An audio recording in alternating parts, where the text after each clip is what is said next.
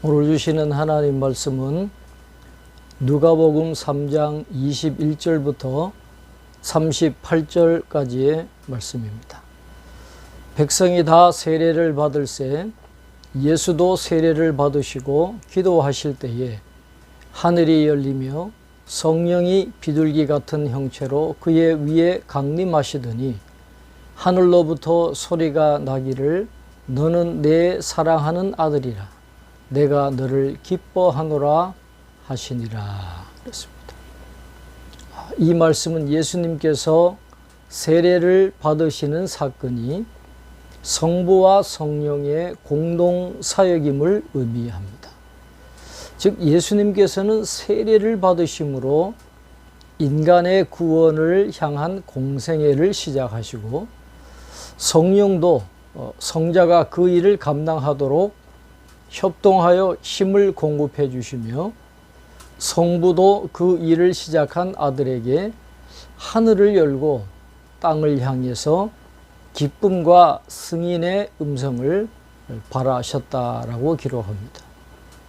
예수님께서 세례를 받으신 것은 그가 죄인이므로 회개할 필요가 있었기 때문이 아니라 그가 세상 죄, 곧 우리의 죄를 담당하셨기 때문으로 의를 성취하시는 걸음의 하나였던 것입니다.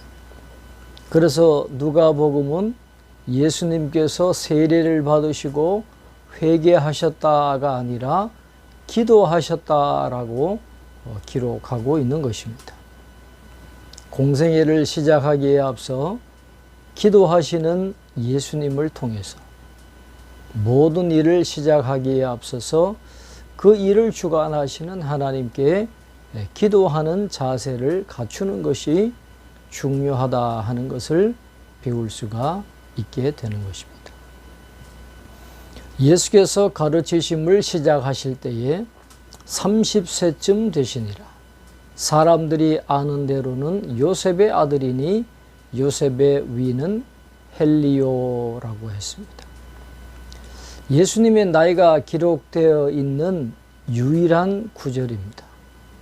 누가가 공생의 시작 당시 예수님의 나이를 30세쯤으로 밝힌 것은 30세라 하는 나이가 제사장들이 그들의 본격적인 임무를 시작하는 시기인 점을 염두에 두고 있는 듯합니다. 다시 말해서 마침내 예수님은 인류와 하나님 사이를 중재하는 영원한 대제사장의 사역을 수행하실 시점에 이르신 것이라고 할 수 있습니다. 즉 예수님은 스스로는 전적으로 무죄하신 분으로서 온 인류의 죄를 대속하기 위해 자신의 몸을 제물로 삼아 죄악의 장벽을 제거하심으로써 하나님께로 나아갈 새롭고 산 길을 여실 시점에 이르는 것입니다. 예수님은 한 인간으로서의 일반적인 연륜을 감안해 볼 때 육체적으로나 정신적으로나 또는 신앙적으로도 사역을 하기에 충분한 시기에 이르셨다라고 말씀드릴 수가 있겠습니다. 요셉의 위는 헬리라 그랬는데 헬리는 학자들에 따르면 요셉의 의붓 아버지였다 하는 주장도 있고 마리아의 아버지일 것이라 하는 그런 주장도 있습니다. 이제 23절부터 38절까지 예수님의 족보가 쭉 기록되어 있는데 마지막 38절에 이렇게 말씀합니다. 그 위는 에노스요, 그 위는 셋이요, 그 위는 아담이요, 그 위는 하나님이시니라 그랬습니다. 누가복음에 기록된 예수님의 족보는 예수님으로부터 소급에 올라가서 다윗과 아브라함 그리고 전체 인류의 조상인 아담과 창조주 하나님에게까지 이루고 있습니다. 이것은 누가복음이 하나님이 모든 인류의 기원이 되신다는 사실을 밝힘과 동시에 이방인을 위해서 기록되었음을 의미하는 것입니다. 또한 이 족보의 목적은 예수님께서 단순한 인간이 아니라 하나님의 아들이심을 보여주는 것으로, 그로 말미암아 만물이 하나님께로 회복될 것을 가리키고 있습니다. 즉 세상의 구주이신 예수님의 은혜의 초청은 모든 인류에게 미치며 그를 진심으로 영접하는 자에게 구원을 얻게 하리라는 진리를 나타내고 있습니다.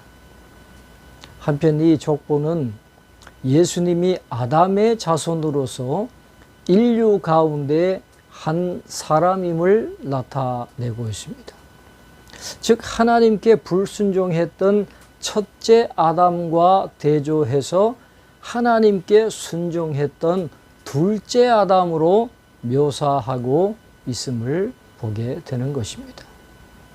이 족보를 통해서 우리가 영적으로나 육적으로 하나님의 자손이다라는 확신을 얻을 수가 있습니다.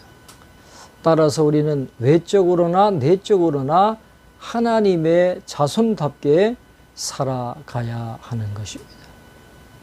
요한 1서 5장 18절에 이렇게 말씀을 합니다. 하나님께로부터 난 자는 다 범죄하지 아니하는 줄을 우리가 아노라. 하나님께로부터 나신 자가 그를 지키심에 악한 자가 그를 만지지도 못하느니라 그랬습니다.